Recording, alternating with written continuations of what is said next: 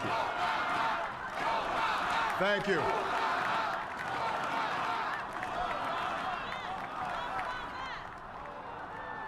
My fellow citizens, I stand here today humbled by the task before us,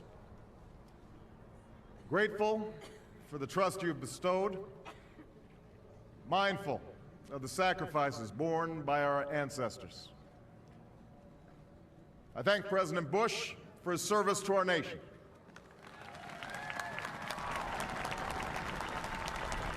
As well as the generosity and cooperation he has shown throughout this transition. 44 Americans have now taken the presidential oath. The words have been spoken during rising tides of prosperity and the still waters of peace.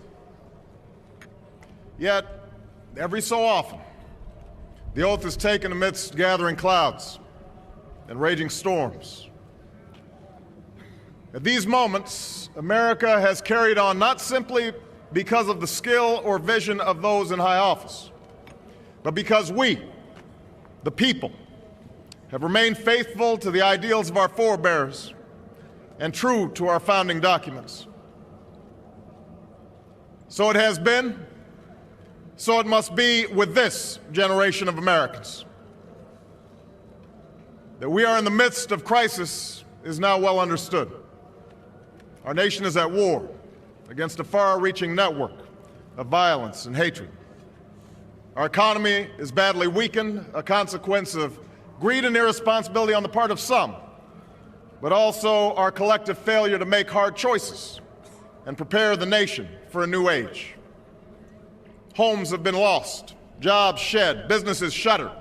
Our health care is too costly, our schools fail too many, and each day brings further evidence that the ways we use energy strengthen our adversaries and threaten our planet.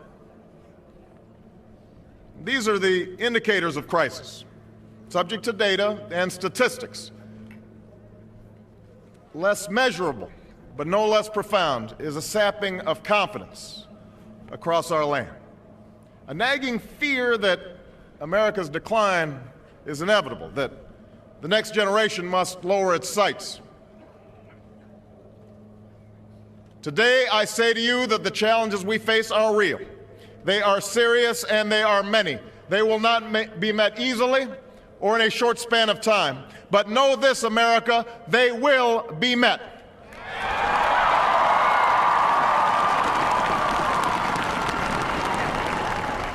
On this day, we gather because we have chosen hope over fear, unity of purpose over conflict and discord.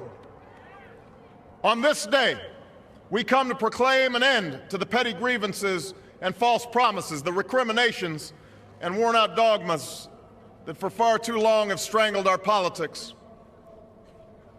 We remain a young nation, but in the words of Scripture, the time has come to set aside childish things.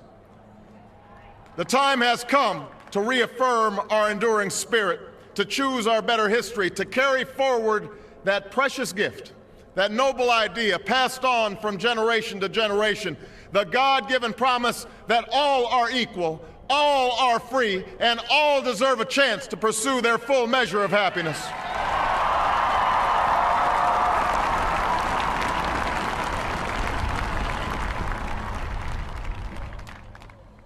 In reaffirming the greatness of our nation, we understand that greatness is never a given.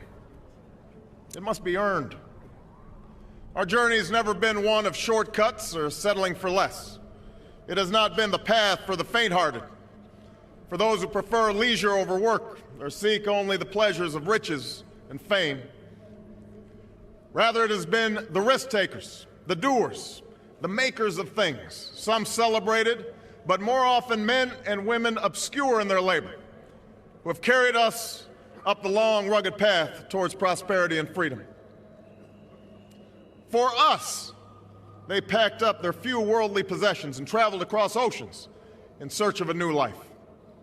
For us, they toiled in sweatshops and settled the West, endured the lash of the whip, and plowed the hard earth. For us, they fought and died in places like Concord and Gettysburg, Normandy and Quezon. Time and again, these men and women struggled and sacrificed and worked till their hands were raw so that we might live a better life. They saw America as bigger than the sum of our individual ambitions, greater than all the differences of birth or wealth or faction. This is the journey we continue today. We remain the most prosperous, powerful nation on earth. Our workers are no less productive than when this crisis began. Our minds are no less inventive, our goods and services no less needed than they were last week or last month or last year. Our capacity remains undiminished. But our time of standing pat, of protecting narrow interests and putting off unpleasant decisions, that time has surely passed. Starting today, we must pick ourselves up, dust ourselves off, and begin again the work of remaking America.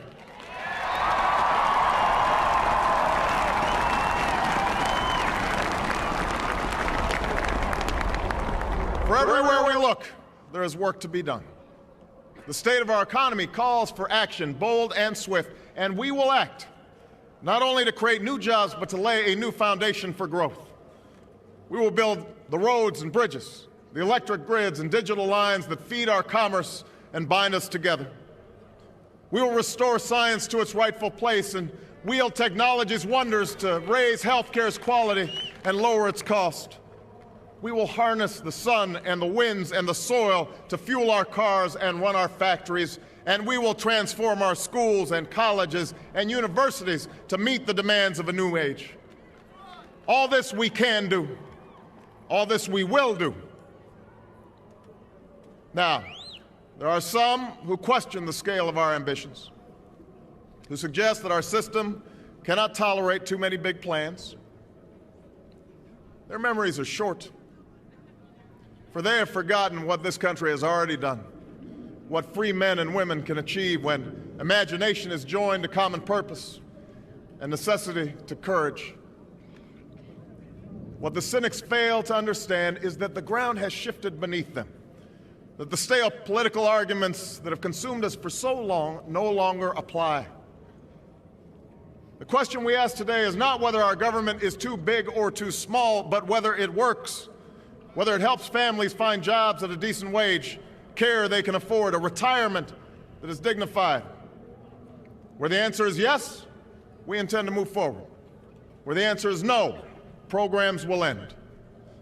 And those of us who manage the public's dollars will be held to account to spend wisely, reform bad habits, and do our business in the light of day, because only then can we restore the vital trust between a people and their government. Nor is the question before us whether the market is a force for good or ill. Its power to generate wealth and expand freedom is unmatched. But this crisis has reminded us that without a watchful eye, the market can spin out of control. The nation cannot prosper long when it favors only the prosperous. The success of our economy has always depended not just on the size of our gross domestic product, but on the reach of our prosperity, on the ability to extend opportunity to every willing heart, not out of charity, but because it is the surest route to our common good.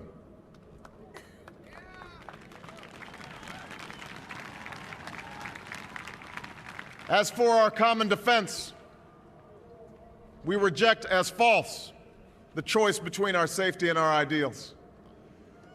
Our founding fathers, faced with perils that we can scarcely imagine, drafted a charter to assure the rule of law and the rights of man, a charter expanded by the blood of generations. Those ideals still light the world, and we will not give them up for expedience' sake.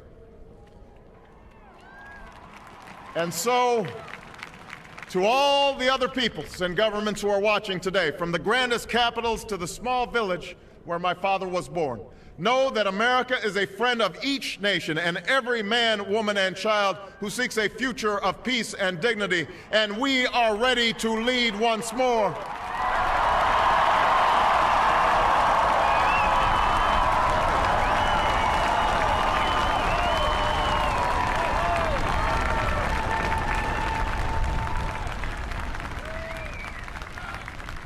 Recall that earlier generations faced down fascism and communism not just with missiles and tanks, but with the sturdy alliances and enduring convictions. They understood that our power alone cannot protect us, nor does it entitle us to do as we please. Instead, they knew that our power grows through its prudent use.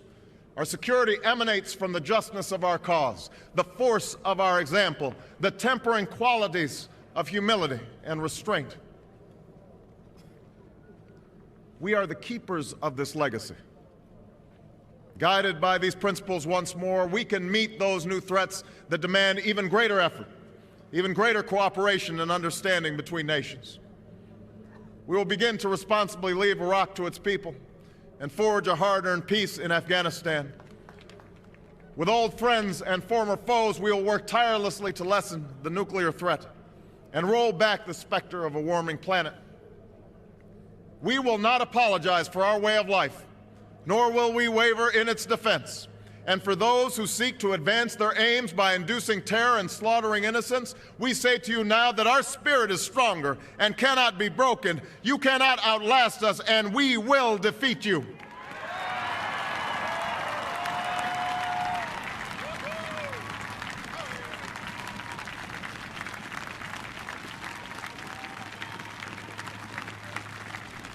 For we know that our patchwork heritage is a strength, not a weakness. We are a nation of Christians and Muslims, Jews and Hindus, and non-believers.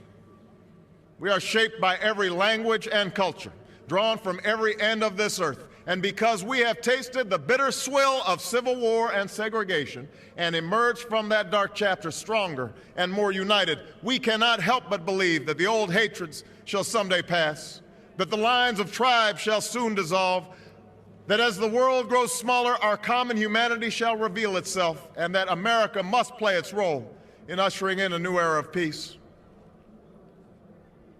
To the Muslim world, we seek a new way forward based on mutual interest and mutual respect. To those leaders around the globe who seek to sow conflict or blame their society's ills on the West, know that your people will judge you on what you can build, not what you destroy. To those who cling to power through corruption and deceit and the silencing of dissent, know that you are on the wrong side of history, but that we will extend a hand if you are willing to unclench your fist. To the people of poor nations, we pledge to work alongside you to make your farms flourish and let clean waters flow, to nourish starved bodies and feed hungry minds. And to those nations like ours that enjoy relative plenty, we say we can no longer afford indifference to the suffering outside our borders, nor can we consume the world's resources without regard to effect. For the world has changed, and we must change with it. As we consider the road that unfolds before us, we remember with humble gratitude those brave Americans who, at this very hour, patrol far-off deserts and distant mountains. They have something to tell us, just as the fallen heroes who lie in Arlington whisper through the ages. We honor them not only because they are the guardians of our liberty, but because they embody the spirit of service, a willingness to find meaning in something greater than themselves. And yet, at this moment, a moment that will define a generation, it is precisely this spirit that must inhabit us all. For as much as government can do and must do, it is ultimately the faith and determination of the American people upon which this nation relies. It is the kindness to take in a stranger when the levees break, the selflessness of workers who would rather cut their hours than see a friend lose their job, which sees us through our darkest hours. It is the firefighter's courage to storm a stairway filled with smoke, but also a parent's willingness to nurture a child that finally decides our fate. Our challenges may be new. The instruments with which we meet them may be new. But those values upon which our success depends, honesty and hard work, courage and fair play, tolerance and curiosity, loyalty and patriotism, these things are old. These things are true. They have been the quiet force of progress throughout our history. What is demanded then is a return to these truths. What is required of us now is a new era of responsibility, a recognition on the part of every American that we have duties to ourselves, our nation, and the world, duties that we do not grudgingly accept, but rather seize gladly, firm in the knowledge that there is nothing so satisfying to the spirit, so defining of our character, than giving our all to a difficult task. This is the price and the promise of citizenship. This is the source of our confidence, the knowledge that God calls on us to shape an uncertain destiny. This is the meaning of our liberty and our creed, why men and women and children of every race and every faith can join in celebration across this magnificent mall, and why a man whose father less than 60 years ago might not have been served at a local restaurant can now stand before you to take a most sacred oath.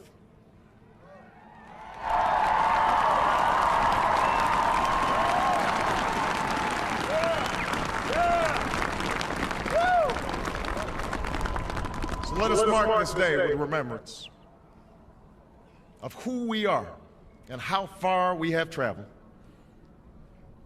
In the year of America's birth, in the coldest of months, a small band of patriots huddled by dying campfires on the shores of an icy river. The capital was abandoned. The enemy was advancing. The snow was stained with blood. At a moment when the outcome of our revolution was most in doubt, the father of our nation ordered these words be read to the people. Let it be told to the future world that in the depth of winter, when nothing but hope and virtue could survive, that the city and the country, alarmed at one common danger, came forth to meet it. America, in the face of our common dangers, in this winter of our hardship, let us remember these timeless words. With hope and virtue, let us brave once more the icy currents and endure what storms may come. Let it be said by our children's children that when we were tested, we refused to let this journey end, that we did not turn back nor did we falter. And with eyes fixed on the horizon and God's grace upon us, we carried forth that great gift of freedom and delivered it safely to future generations. Thank you. God bless you. And God bless the United States of America.